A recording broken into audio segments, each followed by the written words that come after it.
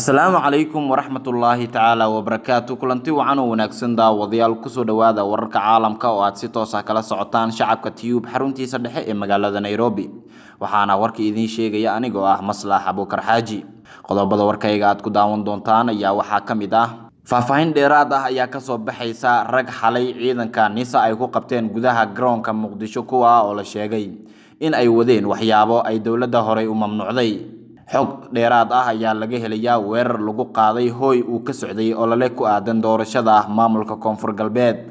Somaliland oo shacabka Puntland ugu baaqday inay ka qaxaan Garowe iyadoo sheegtay in duulaan halkaasi ay ku soo qaadi doonaan. Imaaraadka Carabta ayaa la ogaaday in Soomaaliya ay ku soo daabulayaan hub ay ka keenayaan Serbia iyo Croatia. Saudi Arabia iyo Israel oo isla maleegay shirqool ka dhan ah mid ka mid ah dalalka Islaamka ee dunida. Somaliland oo jawaab ka bixisay hadalkii Denmark iyo Holland dhawaan ka soo yeeray ee ku aadan wada hadallada ah ay la galiyaan Soomaaliya. Britain oo war aad u xun ka soo saartay saxafiga la aaminsan yahay inay dishay dawladda Saudi Arabia. Warkii oo fidsan waxaa faahfaahin dheeraad ah ay ka soo baxaysaa rag la sheegay in xalay gudaha garoonka Muqdisho ay ku qabteen ciidanka NISA ee dawladda federaalka Soomaaliya kuwa oo la aaminsan yahay inay ka shaqeynayeen dhaqida lacagaha doolarka.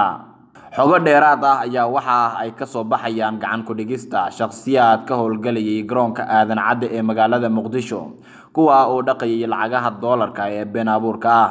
shakhsiyaadka lagu qabtay hawshani dhaqista lacagaha ayaa iminka ku jira gacanta hay'adda sirdoonka Soomaaliya ee NISA waxaana la soo sheegayaa inay yihiin shabakad ay ku jiraan mas'uuliyiin ka tirsan dawladda federaalka Soomaaliya. qoraal la soo dhigay barta Twitter-ka hay'adda NISA ayaa lagu sheegay in laba ruux falkaasi loo qabtay balse xogo soo baxaya ay sheegayaan in shabakadaasi ay ku jiraan xildhibaano ka tirsan baarlamaanka federaalka Soomaaliya. xogtu waxay intaasi ku daraysaa in daawada lagu dhaqayay lacagta doolarka ay magaalada Muqdisho soo gelin jireen ilaa iyo 3 xildhibaan kuwa oo qayb ka ah ganacsiga ugu badan ee ka socda caasimadda Muqdisho. shabakada ayaa waxaa sidoo kale qayb ka ah saraakiil dhanka ammaanka ah oo ka tirsan garoonka aadan cadde kuwa oo iyaguna sahli jiray kala gudbinta dhaqaalaha lagu farsameeyo. ilo wareetyo ka tirsan howlwadeenada garoonka aadan cadde ee magaalada Muqdisho ayaa laga soo xigtay in kiiska dhaqida lacagaha doolarka uu yahay mid maalmahani ku socday si xawli ah isla markaana la daabacayay dhaqaale xoogan oo min gudo ilaa iyo dibad u bixi lahaa. waxa uu intaasi raaciyay mid ka mid ah ilo wareetyadaasi inay jiraan xubno kale oo lagu hayo baaritaan kuwa oo ay qayb ka yihiin mas'uuliyiin dhowr ah oo ku xirnaa shabakada isla markaana in shabakada ay fashilanto ka hor istaagi jiray. sidoo kale NISA ayaa ku raajogta xubno ka baxsaday goobta laga fuliyay howlgalka lacagaha iyo qalabka lagu sameeyay lacagta lagu qabtay waxauna baaritaanku yahay mid saacadihii ugu dambeeyay faraha lala galay shakhsiyaad hor leh. si kastaba ha ahaatee hay'adda NISA ayaa horay degmada Waaberi ugu qabatay shabakad ku howlaneed dhaqista lacagaha doolarka hase ahaatee ku dhaqanka sharciga oo aad u hooseeyay ay u suura gashay in shabakadaasi la sii daayo. wararka ka imaanaya magaalada Baydhabo waxa ay sheegayaan in guri uu ka socday olole doorasho oo ku aadan maamulka Koonfur Galbeed weerar lagu qaaday. wararka naga soo gaaraya magaalada Baydhabo ee xarunta ku meel gaarka ah maamulka Koonfur Galbeed Soomaaliya ayaa sheegaya in halka uu ka dhacay weerar lagu qaaday hooy ay degneed haweeney u shaqeynaysay maamulka. weerarka oo ahaa mid qalqal galiyay dadka deegaanka ayaa waxa fuliyay koox hubeysan kadib markii ay bam gacmeed ku weerareen hooy ay magaalada Baydhabo ka degan tahay gudoomiyaha ururka habeenka gobolka Baay oo magaceeda lagu soo koobay Muraayo. weerarka ayaa waxa ku dhaawacmay 2 qof kuwa oo la dhigay mid ka mid ah isbitaalada ku yaala magaalada Baydhabo. haweeneyda la weeraray ayaa waxa la sheegay in ay bad qabto. ciidamo ka tirsan booliiska Koonfur Galbeed ayaa gaaray goobta uu weerarka ka dhacay waxaana ay sameeyeen baaritaan aysan jirin ilaa iyo haatan cid lagu soo qabtay. weerarka bamka kadib ayaa waxa dadka deegaanka ay sheegeen in la maqlayay rasaas xoogan waxaana qaraxa ka dhashay khasaare aad u badan. weerarka bamka ayaa dadka deegaanka u muujiyay amni daro ku soo kordhaysa magaalada Baydhabo iyadoona shacabka ay walwal ka qabaan sida ay ku dhici doonto doorashada la filayo in dhawaan ay ka qabsoonto deegaanada maamulka Koonfur Galbeed. mas-uuliyiin ka tirsan Somaliland ayaa waxa ay ugu baaqeen shacabka magaalada Garowe in halkaasi ay isaga qaxaan iyagoo sheegay inay duulaan ku soo yihiin. Xildhibaano ka tirsan baarlamaanka Somaliland ayaa ku dhawaaqay inay duulaan ku yihiin magaalada Garowe ee xarunta Puntland. Xildhibaanada oo aad uga carooday hoobiyaal lagu garaacay goobaha ay ciidamada Somaliland uga sugan yihiin deegaanka Tuqaraq ayaa sheegay in jawaabta hoobiyaashaas ay noqon doonto duulaan ay ku qaadaan magaalada Garowe. Xildhibaanada oo ka hadlayay kulan uu baarlamaanka maamulka lahaa ayaa sheegay in Puntland ay ka gudubtay xadka ay ku wada noolaan lahaayeen, hase ahaatee ay qaadayaan duulaan ay gebi ahaanba ku qabsan doonaan Garowe sida ay hadalka u dhigeen. Xildhibaanada ayaa ugu baaqay shacabka ku nool magaalada Garowe inay isaga barakacaan magaalada iyo daafaheeda iyagoo sheegay in Somaliland ciidamadeeda dagaal ay diyaar u yihiin mar walba. Nuqul ka mid ah hadallada xildhibaanada ayaa ahaa shacabka xitaa haddii aad dhinaceena timaadaan waxba idin yeeli mayno, kaliya ciidanka iyo annaga nooga dhexbaxa, annaga ayaa Puntland tusayna awoodeena. Waxaa intaasi ay sii raaciyeen qaar ka mid ah xildhibaanada in go'aankan uu yahay mid ay isla qaateen maadaama ciidamada Puntland sida ay hadalka u dhigeen ay wadaan daandaansi ku aadan eriyada ay ka joogaan deegaanka Tuqaraq oo labada ciidan ay iska hor fadhiyaan. Sidoo kale mas-uuliyiin u hadlay Puntland ayaa waxa ay sheegeen intaasi ay tahay hadal iska caadi ah isla markaana shacabka aysan isgelin wax walwala aysan awood u yeelan karin Somaliland inay soo gaaraan deegaanada ka tirsan maamulka Puntland. Isla wararka Somaliland ayaynu ku guda jirnay. Somaliland waxa ay jawaab ka bixisay hadalkii Denmark iyo Holland ka soo yeeray safiirada u jooga dalkani Kenya oo ku aadana in dib loo ambaqaado wada hadallada u dhaxeeya Somaliland iyo Soomaaliya. Xukuumadda Somaliland ayaa ka jawaabtay baaq ay dhawaan jeediyeen safiirada dalalka Denmark iyo Holland u jooga dalkani Kenya oo sidoo kalena qaabilsan arrimaha Soomaalida.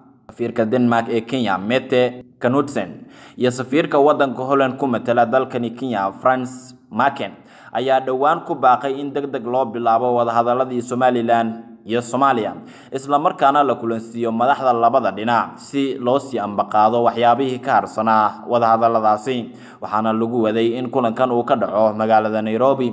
wasiirka arrimaha dibadda Somaliland Dr. Sacad Cali Shire ayaa waxa uu sheegay in Somaliland mar walba ay diyaar u tahay inay la hadasho dhinaca Soomaaliya, isagoo dhinaca kale soo hadal qaaday in madaxweyne Farmaajo mar walba uu ku hadaaqo in uu diyaar u yahay inuu sii ambaqaado wada hadalada haasaatee aysan waxba ka soo naasacadaan.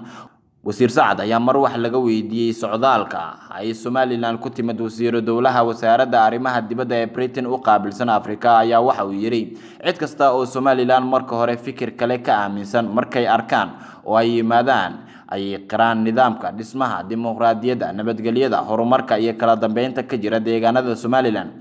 waxaana dhab ah in wasiir dowlaha inoo timid oo ay og tahay horumarka ballaaran ee dhan kasta Somaliland laga dareemayo. Somaliland ayaa waxa ay sheegtay inay diyaar u tahay inay la hadasho dhinaca koonfurta Soomaaliya, balse waxa ay sheegeen in ay doonayaan in loo aqoonsado dalka madax bannaan Soomaaliya inteeda kale.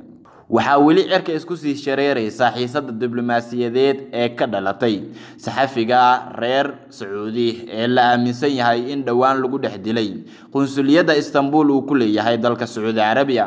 Britain ayaa war ay soo saartay waxa ay sheegtay in aan loo dulqaadan karin in Sacuudiga lagu eegto inuu qaarajiyo saxafi caan ah. dowladda Britain ayaa shaaca ka qaaday in Sacuudiga lagula xisaabtami doono kaalinta ay ku leedahay dilka wariyaha lagu magacaabo Jamal Khashoggi. xogayaha arrimaha dibadda Britain Jeremy Hunt ayaa sheegay in dowladdiisa ay aad uga xun tahay falka foosha xun ee Sacuudiga uu kula dhaqmay Jamal Khashoggi oo ilaa haatan nolol iyo geeri midna lagu laayahay. wasiirka arrimaha dibadda Sacuudiga Adel Al-Jubeir iyo dhigiisa Britain Jeremy Hunt oo khadka telefoonka ku wada hadlay ayaa waxa Sacuudiga looga digay in nolosha iyo badqabka Jamal ay noqon doonto mid ku xirnaan doonta xiriirka labada dowladood u dhaxeeya.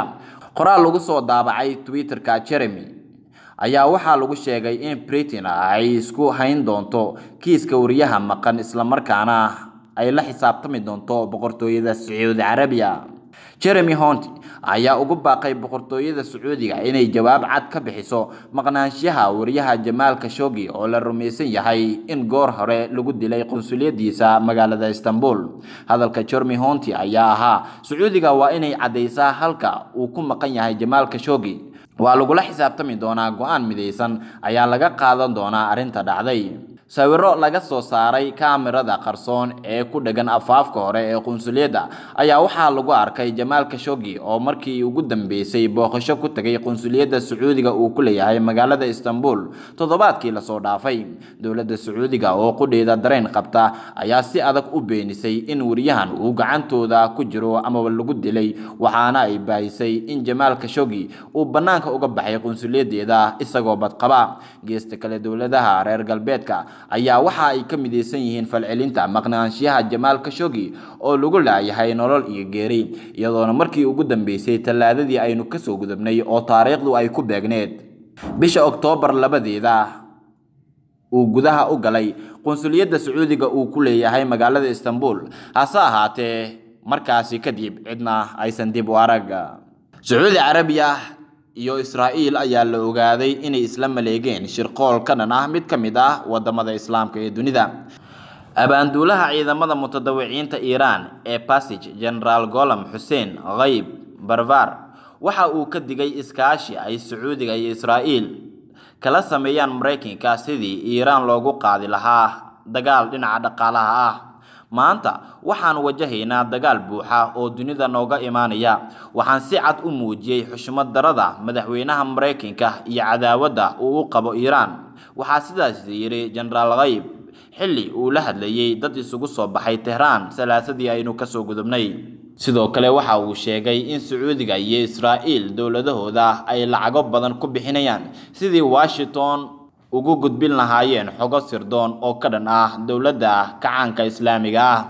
Mas'uuliyiinta Iran ayaa dhowr jeer oo hore waxa ay uga digeen CIA-da Mareykanka oo garabsanaya Mossad in dowladaha gobolka ay u soo adeegsadaan dagaal iyaga lagu soo qaado.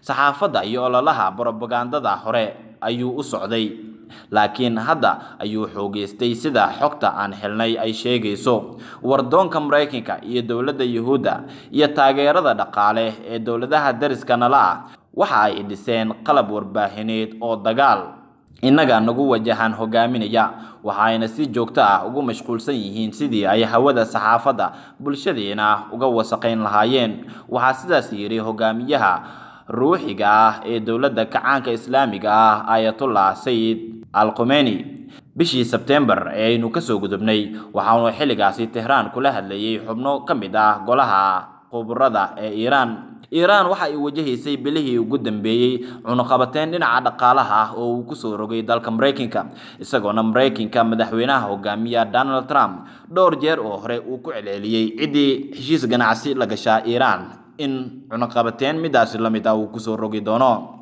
Imaaraadka Carabta ayaa waxaa lagu eedeeyay in Soomaaliya ay ku soo daabulayaan hub laga kala keenayo wadamada Serbia iyo Croatia.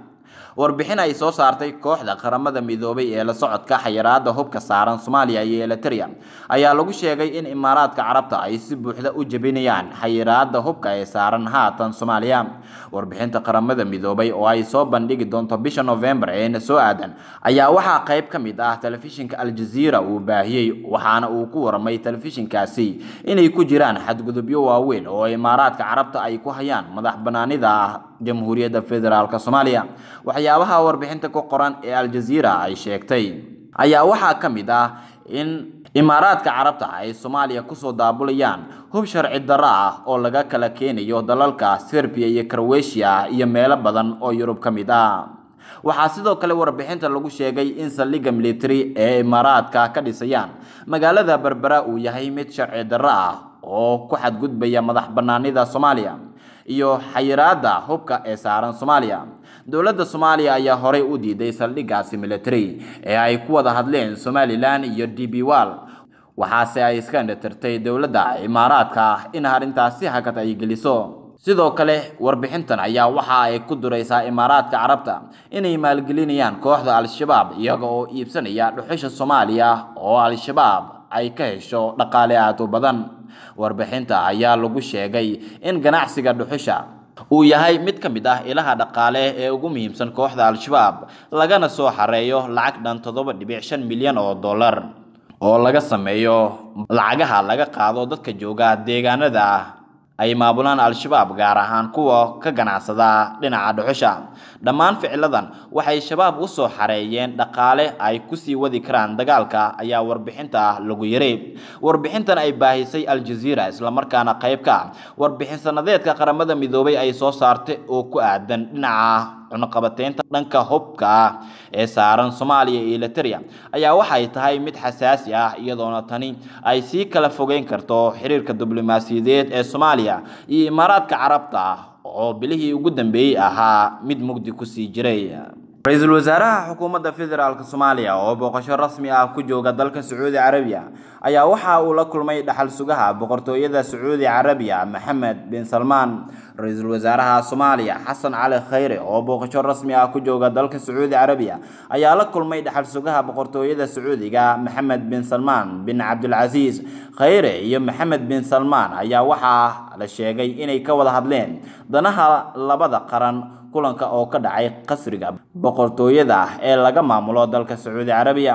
Ra'iisul Wasaare Khayre waxa uu ka mahadceliyay soo dhaweynta ballaaran ee loo sameeyay wafdiga uu hogaaminayo iyo garab istaaga Sacuudiga ee shacabka iyo dawladda Soomaaliyeed ayaa lagu yeeray qoraal uu baahiyay xafiiska Ra'iisul Wasaaraha u qaabilsan dhinaca saxaafadda. Dhaxal sugaha boqortooyada Mohammed bin Salman bin Abdul Aziz ayaa dhankiisa bogaadiyay horumarka ay Soomaaliya ka gaartay maamul wanaaga, siyaasadda, dhaqaalaha iyo amniga, waxaana uu ballan qaaday in Sacuudiga ay sii wadayaan taageerada dawladda iyo shacabka Soomaaliyeed sida uu xafiiskiisu xaqiijiyay. Arbacadii waxa uu Ra'iisul Wasaaraha Soomaaliya qasriga boqortooyada kula kulmay boqorka dalka Sacuudiga Boqor Salman bin Abdul Aziz Al Saud oo ay ka wada hadleen xoojinta xiriirka labada geesood ee Soomaaliya iyo Sacuudiga, iskaashiga dhinacyada amniga, dhaqaalaha iyo siyaasadda. Sacuudiga ayaa ka mid ah dalalka Carbeed ee saameynta ku leh siyaasadda Soomaaliya. sidoo kale waxaa la filayaa in socdaalka Ra'iisul Wasaaraha uu ku joogo dalka Sacuudi Carabiya uu qayb ka qaato in la isku soo dhaweeyo dalka Imaaraadka Carabta iyo dawladda Federaalka Soomaaliya oo muddooyinkii ugu dambeeyay xiriirka diblomaasiyadeed ee ka dhaxeeya uu ahaa mid aan wanaagsaneyn. guud ahaanba waa naga intaa warkii caalamka oo aad kala socoteen shacabka Tube xaruntiisa dhexe ee magaalada Nairobi. waxaa warka idin sheegayay anigoo ah Maslax Abukar Xaaji. tani inteenu ku kulmi doono warkan kan xiga waxaan idin ka tageynaa sidaa iyo nabadgelyo.